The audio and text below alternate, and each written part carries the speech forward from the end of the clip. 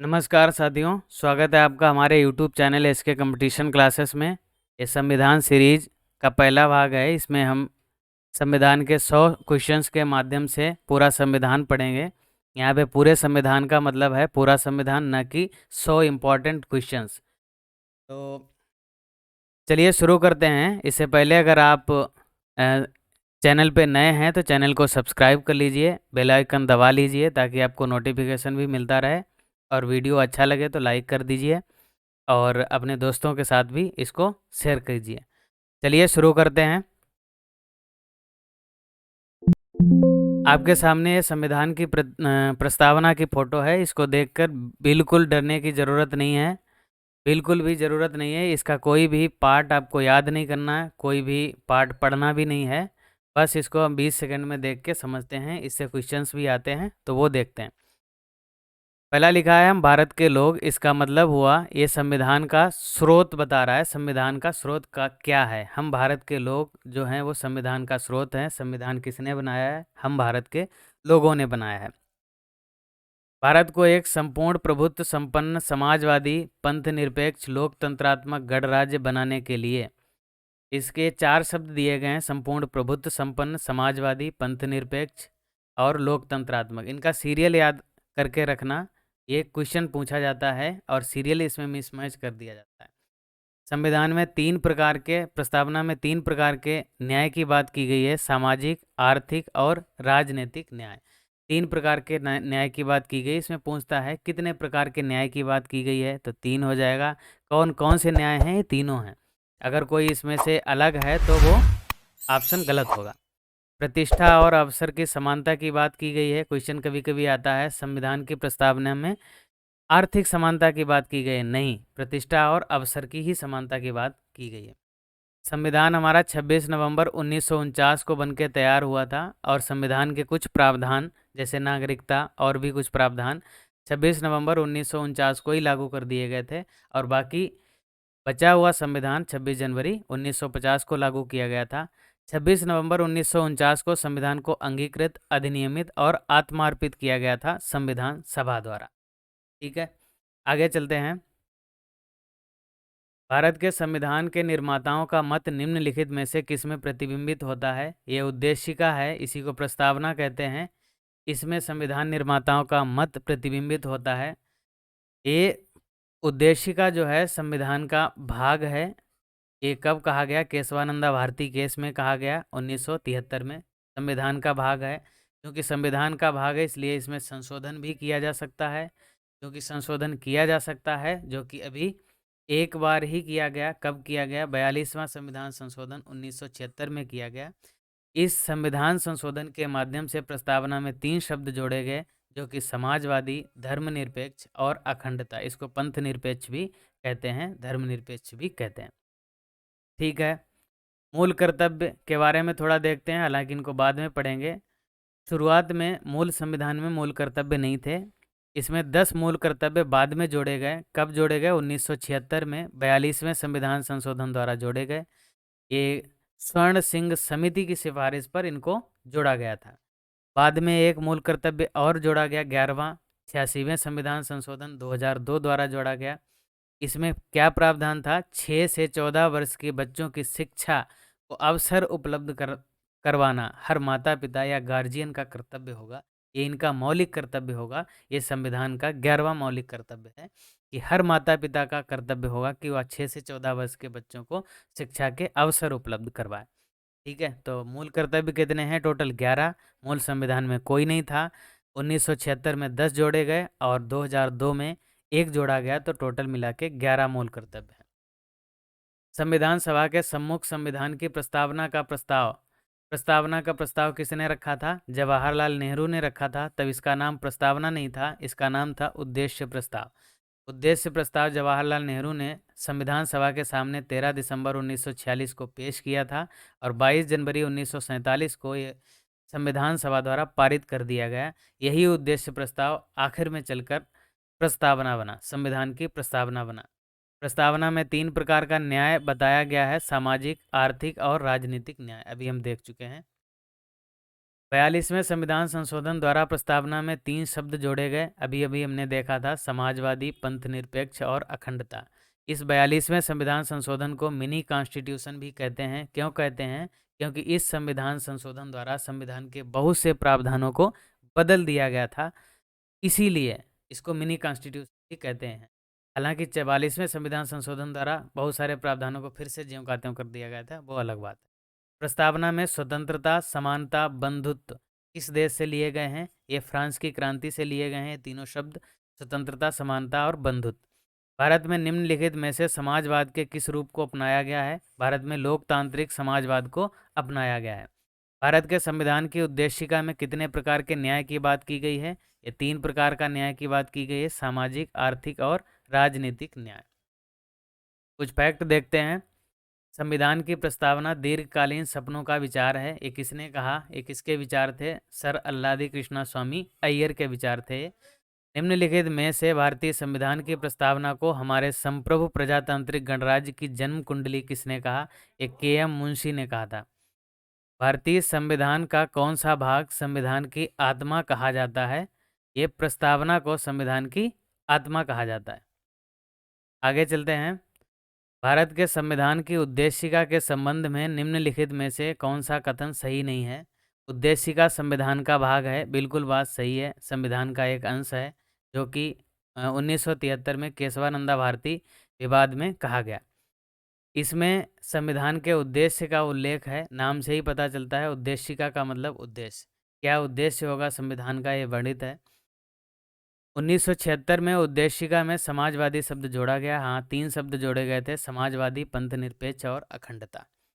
पंथनिरपेक्ष सदैव उद्देशिका का हिस्सा था नहीं, ये 1976 में जोड़ा गया, तो आंसर आपका ये हो जाए, डी वाला। धर्मनिरपेक्ष का मतलब होता है कि राज्य का कोई अपना धर्म नहीं होगा, कोई राजकीय धर्म नहीं होगा, राज्य सभी धर्मों को समान संरक्षण देगा। ये धर्म की पॉजिटिव कॉन्सेप्ट है धर्म का, कि सभी धर्मों को समान संरक्षण देगा, किसी भी धर्म को निगेटिवली अफेक्ट नहीं करेगा राज्य। और राज्य का अपना कोई राजकीय धर्म नहीं होगा, जैसे बहुत सारे देशों में, जैसे पाकिस्तान का राजकीय धर्म इस्लामिक है। निम्नलिखित विवादों में से किसमें सर्वोच्च न्यायालय ने प्रस्तावना को भारतीय संविधान की मौलिक संरचना का मतलब हुआ बेसिक स्ट्रक्चर। अब बेसिक स्ट्रक्चर का कॉन्सेप्ट दिया गया था केशवानंदा भारती केस 1973 में। इसी में बहुत से संविधान के प्रावधानों को सुप्रीम कोर्ट ने कहा कि ये बेसिक स्ट्रक्चर है। बेसिक स्ट्रक्चर का मतलब हुआ कि उसमें संविधान संशोधन नहीं किया जा सकता, किया भी जाएगा तो उनको बेसिक स्ट्रक्चर को ध्यान में किया जाएगा कि संविधान संशोधन के माध्यम से कहीं मूल ढांचा प्रभावित ना हो। पेरूवारी विवाद था, 1960 में आया था। इसमें इस विवाद में संविधान की प्रस्तावना को संविधान का अंग नहीं माना गया था, उसके बाद में माना गया। गोलकनाथ केस में 1967 में प्रस्तावना को संविधान की मूल आत्मा कहा गया। प्रस्तावना की प्रकृति न्याय योग्य नहीं है, इसका मतलब हुआ कि प्रस्तावना के किसी भी प्रावधान को हम कोर्ट द्वारा लागू नहीं करवा सकते, इन्फोर्स नहीं करवा सकते। वाद योग्य नहीं है, न्याय योग्य नहीं है, इसका मतलब यही है कि हम उसको इन्फोर्स नहीं करवा सकते। जैसे कि हमारे मूल अधिकार वाद्य योग्य हैं, न्याय योग्य हैं, अगर हमारे मूल अधिकारों का उल्लंघन होता है तो हम कोर्ट में जाकर उनको लागू करवा सकते हैं। ये वाद्य योग्य हैं, न्याय योग्य हैं। भारतीय संविधान के किस अनुच्छेदों में नागरिकता संबंधी प्रावधान किए गए हैं? अनुच्छेद 5 से 11 में नागरिकता संबंधी प्रावधान किए गए हैं। अनुच्छेद 11 कहता है नागरिकता के संबंध में कानून बनाने की शक्ति केवल संसद के पास होगी, ना कि किसी राज्य विधानमंडल के पास। किसी के पास नहीं, संसद ही कानून बना सकती है नागरिकता के संबंध में। अनुच्छेद दिए गए हैं, आप देख लो। इसमें एक इम्पॉर्टेंट अनुच्छेद है 9, विदेशी राज्य की नागरिकता अगर कोई ले लेता है, कोई व्यक्ति किसी दूसरे देश की नागरिकता ग्रहण कर लेता है तो भारत की नागरिकता स्वतः ही समाप्त हो जाएगी। अनुच्छेद 10 कहता है कि नागरिकता के अधिकारों का बना रहना, कुछ टर्म्स एंड कंडीशंस हैं जिनके आधार पे आपके नागरिकता के अधिकार बने रहते हैं, वरना ख़त्म हो जाएंगे। जैसे एक है, अगर आपके ऊपर देशद्रोह का आरोप साबित हो जाता है तो आपको नागरिकता से वंचित किया जा सकता है। अनुच्छेद 11 अभी हमने देखा है, संसद द्वारा नागरिकता के संबंध में कानून बनाने की शक्ति। ठीक है, आगे चलते हैं। भारतीय संविधान में नागरिकता के प्रावधान को कब लागू किया गया? हमने बताया था 1949 में, जब 26 नवंबर 1949 को संविधान बन के तैयार हुआ, तब नागरिकता के साथ-साथ कुछ अन्य प्रावधान भी थे जो लागू कर दिए गए थे। बचा वाला संविधान 26 जनवरी 1950 को लागू किया गया था। तो आंसर होगा 1949। नागरिकता संविधान के भाग 2 में नागरिकता का वर्णन है अनुच्छेद 5 से 11 तक। भारतीय संविधान में एकल नागरिकता का प्रावधान है। इसका मतलब हुआ कि भारत में केवल सिटीजन जो होंगे वो भारत के नागरिक होंगे, ना कि किसी राज्य के। जैसे कोई यूपी का नागरिक नहीं होगा, कोई बिहार का नागरिक नहीं होगा, भारत के नागरिक होंगे सारे। ये एकल नागरिकता का सिद्धांत ग्रेट ब्रिटेन के संविधान से लिया गया है, यूके से लिया गया है। इसके विपरीत यूएसए में दोहरी नागरिकता है। इसका मतलब हुआ यूनाइटेड स्टेट्स ऑफ अमेरिका में हर नागरिक के पास दो नागरिकताएं होती हैं, एक तो उस राज्य की जिसमें वो रहता है और एक यूएसए की नागरिकता। ठीक है, वहाँ डुअल सिटीजनशिप का कॉन्सेप्ट है। नागरिकता का अर्जन किन किन तरीकों से होता है। नागरिकता कैसे मिल सकती है? एक तो जन्म से, जैसे हम लोगों को मिलती है, वंश परंपरा से मिल सकती है, पंजीकरण से मिलती है, देशीकरण से मिलती है और अर्जित भूमि के समामेलन से मिलती है। जैसे कल को हम पाकिस्तान पे कब्जा कर लें तो पाकिस्तान के लोग भी ऑटोमेटिक भारत के नागरिक माने जाएंगे। नागरिकता का त्याग, नागरिकता का लोप कैसे होगा? अन्य देश की नागरिकता ग्रहण करने पर अगर कोई व्यक्ति अनुच्छेद 9 के तहत किसी दूसरे देश की नागरिकता ग्रहण कर लेता है तो भारत की नागरिकता समाप्त हो जाएगी। नागरिकता अगर वो त्याग देता है स्वेच्छा से तो भी नागरिकता समाप्त हो जाएगी उसकी। सरकार द्वारा वंचित किए जाने पर, अगर मान लो किसी आप पे आपने कुछ ऐसे कृत्य किए हैं, आप पे जैसे मान लो देशद्रोह का आरोप साबित हो गया, तो आपको नागरिकता से वंचित किया जा सकता है। नागरिकता संशोधन अधिनियम जो विवादों में भी रहा काफ़ी, CAA 2019 में आया, इसके कुछ प्रावधान देख लेते हैं। एक कब लागू हुआ था? 10 जनवरी 2020 को लागू हुआ था। इसमें 3 देशों के अल्पसंख्यक, जो गैर मुस्लिम अल्पसंख्यक हैं, उनको भारत में नागरिकता देने का प्रावधान था। वो 6 समुदाय के लोग हैं: हिंदू, सिख, जैन, बौद्ध, पारसी और ईसाई। इनको याद करने की ट्रिक है his BJP, HIS BJP। H का मतलब हिंदू, ईसाई, सिख और बौद्ध, जैन, पारसी। ठीक है।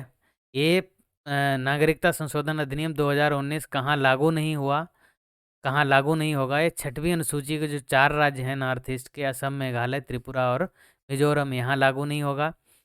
नॉर्थ ईस्ट में कुछ इनर लाइन परमिट के एरिया हैं, वहाँ भी ये अधिनियम लागू नहीं होगा। और इसमें किसको नागरिकता मिलेगी? जो लोग 31 दिसंबर 2014 से 14 या उससे पहले भारत में जिन्होंने प्रवेश लिया हो, उनको नागरिकता देने का प्रावधान इस अधिनियम में है। भारतीय नागरिकता प्राप्त नहीं की जा सकती है। जन्म द्वारा मिल सकती है, भूभाग के सम्मिलन द्वारा मिल सकती है, देशीकरण से मिल सकती है। भारतीय बैंकों में पैसा जमा करके नागरिकता नहीं मिल सकती, बेसिक चीज़। नागरिकता के लोप होने का एक नियम क्या है? परिवार से बिछड़ जाने पर नागरिकता नहीं जाएगी। देशद्रोह का अपराध अगर सिद्ध हो गया तो नागरिकता चली जाएगी। शिक्षा के लिए विदेश जाने पर भी नागरिकता नहीं जाएगी और भ्रमण के लिए विदेश जाने पर भी नागरिकता पर कोई प्रभाव नहीं पड़ेगा। भारत में रहने वाले ब्रिटिश नागरिक दावा नहीं कर सकते। व्यापार और व्यवसाय की स्वतंत्रता का अधिकार का दावा नहीं कर सकते।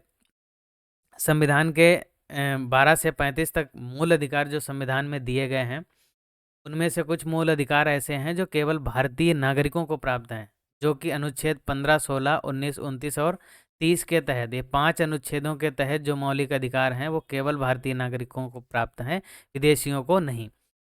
ठीक है, केवल नागरिकों को प्राप्त हैं, भारत के नागरिकों को। तो ये व्यवसाय, व्यापार और इसकी स्वतंत्रता का अधिकार अनुच्छेद 19 के अंतर्गत आता है, इसलिए यह ब्रिटिश अधिकार नागरिकों को उपलब्ध नहीं है। विधि के समक्ष समानता का अधिकार 14 में आता है, अनुच्छेद 14 में, इसलिए वो सबको उपलब्ध है। जीवन और व्यक्तिगत स्वतंत्रता की सुरक्षा अनुच्छेद 21 के तहत सबको उपलब्ध है। धर्म की स्वतंत्रता का अधिकार सबको उपलब्ध है, अनुच्छेद 25 के अंतर्गत। मूल अधिकार स्टार्ट है यहाँ से। मूल अधिकार भारतीय संविधान के भाग 3 में है, अनुच्छेद 12 से 35 तक हैं। ये वाद योग्य हैं, इसका मतलब हुआ इनका उल्लंघन अगर राज्य करता है, हमारे मूल अधिकारों के विपरीत कोई कार्य करता है राज्य, तो हम न्यायपालिका के सामने जाकर उनको लागू करवा सकते हैं। वर्तमान में 6 मौलिक अधिकार हैं संविधान में। मूल संविधान में 7 मौलिक अधिकार थे। एक अधिकार संपत्ति का अधिकार हटा दिया गया। 44वें संविधान संशोधन 1978 में हटाया गया। अब 300A के अंतर्गत इसको विधिक या कानूनी अधिकार बना दिया गया। मौलिक अधिकारों को अमेरिका के संविधान से लिया गया है। अमेरिका के अधिकार बिल से प्रेरित हैं ये। अधिकारों के संरक्षण का दायित्व किसके पास है? न्यायपालिका के पास है, कोर्ट के पास है, जुडिशरी के पास है। अगर हमारे मूल अधिकारों का उल्लंघन होता है तो हम न्यायपालिका के पास जाएंगे और अपने अधिकारों को लागू करवाएंगे। अनुच्छेद 15 में कहा गया है कि 5 आधारों पर राज्य आपके साथ भेदभाव नहीं कर सकता। केवल इन 5 आधारों पर, इनके साथ में अगर कोई और आधार जुड़ गया तो भेदभाव हो सकता है, ये बात ध्यान रखना। ये 5 आधार कौन से हैं? धर्म, मूलवंश, जाति, लिंग और जन्म स्थान। इनमें से किसी एक के आधार पर आपके साथ में राज्य भेदभाव नहीं कर सकता। हाँ, बाकी कोई आधार जुड़ गया तो भेदभाव हो सकता है। जैसे किसी किसी पब्लिक एम्प्लॉयमेंट में एक क्वालिफिकेशन होती है, रिक्वायरमेंट होती है कि आप रेजिडेंस कहाँ का है आपका, आप रेजिडेंट कहाँ के हैं, कहाँ के रहने वाले, परमानेंट निवासी कहाँ के हैं, तो उसके आधार पे आपके साथ में भेदभाव किया जा सकता है। सूचना का अधिकार अधिनियम जो 2005 में पारित हुआ था, वो अनुच्छेद 19(1) के का के तहत वाक एवं अभिव्यक्ति की स्वतंत्रता में ही निहित है। वो सूचना का अधिकार, ये इम्पॉर्टेंट है, क्वेश्चन आया हुआ है। सिविल अधिकार संरक्षण अधिनियम 1955 में क्या प्रावधान था? अस्पृश्यता एक दंडनीय अपराध है। अगर कोई इसको फॉलो करता है, इसका अनुकरण करता है, इसको अ, अपनाता है तो वो दंड का भागी होगा। अनुच्छेद 21 क्या कहता है? अनुच्छेद 21 इम्पॉर्टेंट है, बहुत ज़्यादा इम्पॉर्टेंट है। प्राण एवं दैहिक स्वतंत्रता का अधिकार इसमें है। एक विदेश भ्रमण का अधिकार भी अनुच्छेद 21 में ही है, और जीवन साथी चुनने का अधिकार भी अनुच्छेद 21 में ही है। ये इम्पॉर्टेंट अनुच्छेद।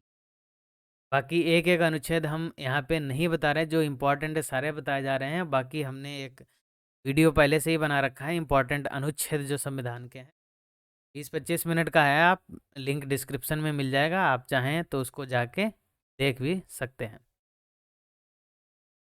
मूल अधिकार और आपातकाल, ये कॉन्सेप्ट इम्पॉर्टेंट है, कन्फ्यूजन भी होता है इसमें, थोड़ा सा ध्यान देके 30 सेकंड के लिए सुन लें आप। आपातकाल और मूल अधिकारों में क्या संबंध है? अनुच्छेद 352 कहता है कि अगर कोई भी ऐसी परिस्थिति आई, बाह्य आक्रमण या सशस्त्र विद्रोह जैसी कोई परिस्थिति आई, तो देश में आपातकाल घोषित किया जाएगा, राष्ट्रीय आपात लगाया जाएगा। कौन लगाएगा राष्ट्रीय आपात? राष्ट्रपति उसकी घोषणा करेंगे, वही लगाएंगे। राष्ट्रीय आपात लगने के बाद में क्या होगा? ये अनुच्छेद 358 कहता है कि जैसे ही राष्ट्रीय आपात देश में लगता है तो अनुच्छेद 19 में जितनी भी स्वतंत्रताएं दी हैं वो सभी स्वतः निलंबित हो जाएं। जैसे ही आपातकाल लगेगी, इसके लिए कोई अलग से आदेश की जरूरत नहीं होगी, स्वतः निलंबित हो जाएंगे। अनुच्छेद 19 में कौन कौन सी? 19 के एक के ABCDEF तक कौन कौन सी 6 स्वतंत्रताएं हैं? ए में है वाक एवं अभिव्यक्ति की स्वतंत्रता, बोलने की आज़ादी। बी में इकट्ठा होने की स्वतंत्रता। सी में संघ बनाने की स्वतंत्रता। डी में कहीं भी आने जाने की स्वतंत्रता। ई में कहीं भी बस जाने की स्वतंत्रता। और एफ में कहीं भी घूमने की स्वतंत्रता, सॉरी, कोई एम्प्लॉयमेंट, अपना कोई भी रोजगार करने की स्वतंत्रता। ये सारी स्वतंत्रताएं जैसे ही राष्ट्रीय आपात लगता है सारी निलंबित हो जाती हैं। अन्य मूल अधिकार जो बचे हैं 19 के अतिरिक्त, अनुच्छेद 19 के अतिरिक्त जो भी मूल अधिकार बचते हैं, उनको निलंबित करने के लिए या उनमें से कुछ को निलंबित करने के लिए राष्ट्रपति आदेश निकालते हैं, और उस आदेश में साफ साफ लिखा होता है कि कौन कौन से मूल अधिकार निलंबित किए जाते हैं। सारे ऐसे नहीं होंगे, तो उस आदेश में जो मूल अधिकार वर्णित होंगे वही निलंबित होंगे, और ये आदेश अनुच्छेद 359 के तहत निकाला जाता है। अनुच्छेद 20 और अनुच्छेद 21 को किसी भी स्थिति में निलंबित नहीं किया जा सकता, चाहे कोई भी स्थिति। ठीक है, एक्चुअल पोजीशन क्या है कि मूल अधिकार कभी निलंबित नहीं होते, केवल उनका क्रियान्वयन निलंबित होता है। जैसे अगर राष्ट्रीय आपात लगा है, इसका मतलब ये नहीं कि आप घर से बाहर नहीं निकल सकते, निकल सकते हैं, लेकिन जहाँ पे आपको रोका जाए वहाँ पे आपको रुकना पड़ेगा। अब वहाँ पे आप नहीं कह सकते कि हमारे मूल अधिकार है घूमना टहलना इकट्ठा होना, वहाँ पे नहीं, क्योंकि मूल अधिकारों का क्रियान्वयन निलंबित है उस समय। आप जुडिशरी के पास जाएंगे कि भाई हम सरकार हमें बाहर नहीं जाने देती, रोजगार नहीं करने देती, तो जुडिशरी कहेगी कि देखो राष्ट्रपति ने आपातकाल की घोषणा की है और आपके ये मूल अधिकार निलंबित हैं, इनको अभी भी लागू नहीं किया जा सकता, उनका क्रियान्वयन निलंबित है। जितनी सीमा तक आपका कोई सरकार का हस्तक्षेप नहीं, उस सीमा तक आप मूल अधिकारों का फायदा उस समय भी उठा सकते हैं। का क्रियान्वयन निलंबित होता है, न कि मूल अधिकार। निम्नलिखित में से कौन सा मूल अधिकार नहीं है? संपत्ति का अधिकार अब हमारा मूल अधिकार नहीं है 1978 के बाद, ये कानूनी या विधिक अधिकार है। ठीक है, 44वें संविधान संशोधन द्वारा इसको कानूनी अधिकार बना दिया गया। अब 300 का में है ये। समता का अधिकार या समानता का अधिकार अनुच्छेद 14 से 18 तक है। शिक्षा का अधिकार 21 का में है। शोषण के विरुद्ध अधिकार 23 से 24 तक। निम्नलिखित मूल अधिकारों के किस संवर्ग में अस्पृश्यता के रूप में किए गए विभेदन के विरुद्ध संरक्षण है? अस्पृश्यता का अंत हमारे अनुच्छेद 14 का हिस्सा 17 का हिस्सा है। ये अनुच्छेद 17 किस वर्ग में आता है? समता का अधिकार में। समता का अधिकार अनुच्छेद 14 से 18 तक है, इसी में अनुच्छेद 17 भी आता है। स्वतंत्रता का अधिकार 19 से 22 तक है। संवैधानिक उपचारों का अधिकार अनुच्छेद 32 में है। इसी अनुच्छेद 32 के तहत सुप्रीम कोर्ट रिट निकालता है। अगर किसी के मौलिक अधिकारों का उल्लंघन होता है तो अनुच्छेद 32 के तहत ही याचिका निकालता है सुप्रीम कोर्ट उनको लागू करवाने के लिए। शोषण के विरुद्ध अधिकार अनुच्छेद 23 और 24 में। भारतीय संविधान का कौन सा अनुच्छेद व्यक्ति के विदेश यात्रा के अधिकार को संरक्षण प्रदान करता है? हमने पीछे देखा है अनुच्छेद 21। जीवन साथी चुनने का भी अधिकार अनुच्छेद 21 में ही है। अनुच्छेद 25 कहता है धार्मिक स्वतंत्रता का अधिकार। ठीक है, आगे चलते हैं। 6 वर्ष की आयु से 14 वर्ष की आयु के बीच के सभी बच्चों को शिक्षा का अधिकार मूल अधिकार है। ये बच्चों का मूल अधिकार है, बल्कि उनके पेरेंट्स का ये मूल कर्तव्य है कि 6 से 14 वर्ष के बच्चों को शिक्षा के भरपूर अवसर वो उपलब्ध करवाएं। ये उनका मूल कर्तव्य है और बच्चों का मूल अधिकार है कि उन्हें 6 से 14 वर्ष के जब वो हों को शिक्षा मिले, बेसिक शिक्षा मिले, उनका मूल अधिकार। बंदी बनाए गए व्यक्ति के मौलिक अधिकारों की रक्षा किस अनुच्छेद के तहत प्रदत्त है? अनुच्छेद 22 के तहत ये सुरक्षा मिलती है जो व्यक्ति बंदी बनाया जाता है उसको। भारतीय संविधान के निम्नलिखित में से किस अनुच्छेद में यह व्यवस्था की गई है कि सभी अल्पसंख्यकों को अपनी रुचि की शिक्षण संस्थाओं की स्थापना व प्रशासन करने का अधिकार होगा? अनुच्छेद 30 में यह बात कही गई है। राष्ट्रीय काल के दौरान निम्नलिखित में से किन अनुच्छेदों को निलंबित नहीं किया जा सकता? अनुच्छेद 20 और 21 को कभी भी निलंबित नहीं किया जा सकता। निम्नलिखित में से किसको संविधान द्वारा मौलिक अधिकारों को लागू करने की शक्ति दी गई है? ये सर्वोच्च न्यायालय के पास ऐसी शक्ति है, हालांकि हाई कोर्ट के पास भी है लेकिन ऑप्शन में नहीं है। न्यायपालिका के पास है, जुडिशरी के पास है। ऐसे मान लो अगर आपके किसी भी मौलिक अधिकार का उल्लंघन होता है तो आप न्यायपालिका के पास जाएंगे और वो रिट के माध्यम से आपके मौलिक अधिकारों को वापस दिलवाएगी। भारत के संविधान में गारंटित मूल अधिकार निलंबित किए जा सकते हैं केवल राष्ट्रीय आपातकाल के दौरान ही निलंबित किया जा सकता है, बाकी किसी टाइम पे नहीं। कुछ फैक्ट देखते हैं। भारत के किस न्यायाधीश को जनहित याचिका का जनक माना जाता है? ये पीएन भगवती को माना जाता है। संविधान के किस तहत निम्नलिखित में से कौन सा एक मूल अधिकार नहीं है? नागरिकता का अधिकार मूल अधिकार नहीं है। आप ये नहीं कह सकते कि हम भारत के नागरिक नहीं हैं, हमारा मूल अधिकार है हमें नागरिकता प्रदान करो, ऐसा नहीं होता। अनुच्छेद 18 संबंधित किससे है? उपाधियों का अंत उपाधियों का अंत किया गया है इसमें। आज़ादी से पहले ब्रिटिश सरकार भारतीय लोगों को बहुत सारी उपाधियां देती थी, जैसे राय बहादुर, शेर बहादुर, सर। ये सारी उपाधियां समाज में विषमता पैदा करती थी, ऊंच नीच पैदा करती थी। कुछ लोग तो उनको बहुत ऊंचा समझा जाता, कुछ को नीचा। इसी बात को देखते हुए संविधान निर्माताओं ने उपाधियों का अंत किया, अनुच्छेद 18 में प्रावधान किया और केवल अब 2 क्षेत्रों में उपाधियों को दिया जा सकता है, केवल शिक्षा के क्षेत्र में और सेना के क्षेत्र में। उच्चतम न्यायालय की व्यवस्था के अनुसार निजी भवनों के ऊपर राष्ट्रीय झंडे को फहराने का अधिकार किस अनुच्छेद के अंतर्गत है? अनुच्छेद 19(1) का, जिसमें वाक एवं अभिव्यक्ति की स्वतंत्रता है। उसी में आप अपने घर के ऊपर झंडा भी फहरा सकते हैं। शर्त यह है कि झंडे का किसी भी स्थिति में अपमान नहीं होना चाहिए, उसकी डिग्निटी को बट्टा नहीं लगना चाहिए, शर्त है। आगे चलते हैं। निम्नलिखित में से किस याचिका का शाब्दिक अर्थ है हम आदेश देते हैं? इसका मतलब हुआ परमादेश, मैंडमस। इसका मतलब हुआ कि हम आदेश देते हैं। कि इंग्लिश भी सबकी याद रखना, ये इंग्लिश भी कभी कभी हिंदी में भी इंग्लिश ही लिख देते, ठीक है, तो इनकी इंग्लिश भी याद रखना। ये रिट्स सारी क्या हैं अगली स्लाइड में देखते हैं। बंदी प्रत्यक्षीकरण रिट जारी करता है सुप्रीम कोर्ट या हाई कोर्ट। वो कहता है, पुलिस से कहता है कि गिरफ्तार व्यक्ति को न्यायालय में प्रस्तुत करो। अगर ऐसा करना होगा तो बंदी प्रत्यक्षीकरण जारी करेगा। परमादेश कब जारी करता है? जब कोई सार्वजनिक पदाधिकारी अपने कर्तव्यों का पालन नहीं करता है तो परमादेश जारी किया जाता है। इसका मतलब होता है हम आदेश देते हैं, वी कमांड। हम आदेश देते हैं कि आप अपने कर्तव्यों का पालन करें। प्रतिषेध का मतलब होता है किसी काम को करने से रोकना। जब कोई निचली अदालत अपने अधिकार क्षेत्र से बाहर मुकदमे की सुनवाई करती है तो उसको ऐसा करने से रोकती है। हायर अदालत उसको ऐसा करने से रोकती है, उसके लिए प्रतिषेध रिट जारी करती है। अधिकार परीक्षा क्या होता है? जब कोई व्यक्ति ऐसे पद पर नियुक्त हो जाता है जिसके लिए उसका कोई भी हक नहीं है, तो जुडिशरी जो है अधिकार परीक्षा लेख जारी करेगी, रिट जारी करेगी और उसको ऐसा करने से रोकेगी। उत्प्रेषण में क्या है? जब कोई निचली अदालत या अधिकारी बिना किसी अधिकार के कोई कार्य करते हैं, जैसे कोई भी अधिकारी है, उसके अधिकार क्षेत्र में कोई काम नहीं आता फिर भी वो करता है, तो उसको रोकने के लिए उत्प्रेषण रिट जारी किया जाता है। चलिए आज के लिए इतना ही। अगर आप चैनल पे नए हैं तो चैनल को सब्सक्राइब कर लीजिए। अगर वीडियो पसंद आया है तो आप इसको लाइक करिए और बेल आइकन को दबा लीजिए ताकि फ्यूचर नोटिफिकेशंस आपको सबसे पहले मिलती रहें। और आप अपने दोस्तों के साथ भी इसको शेयर करते रहें ताकि हमारा भी मोटिवेशन बना रहे और हम और कुछ अच्छा करने का प्रयास लगातार करते रहें। चलिए यहाँ तक देखने के लिए आपका बहुत बहुत धन्यवाद और मिलते हैं अगले वीडियो में। तब तक के लिए सभी को हैप्पी न्यू ईयर 2023, नए साल की सबको बहुत सारी बधाई, शुभकामनाएं। और उम्मीद है कि आप सभी लोग नौकरी की तलाश में होंगे और अगर नौकरी है भी तो आगे की नौकरी की तलाश में होंगे। तो 2023 में कुछ ऐसा हो, कुछ ऐसा करें आप ताकि आपके सपने पूरे हों, जिससे आपका जो भी फैमिली है आप उसको भी सपोर्ट कर पाएँ। और इसी आशा के साथ हम भी प्रयास करेंगे, आप भी प्रयास करें। 2023 में ज़रूर कुछ अच्छा होगा। आप हमारे साथ बने रहिए, हम आपके साथ हैं। चलिए मिलते हैं अगली क्लास में, तब तक के लिए टेक केयर। Thank you.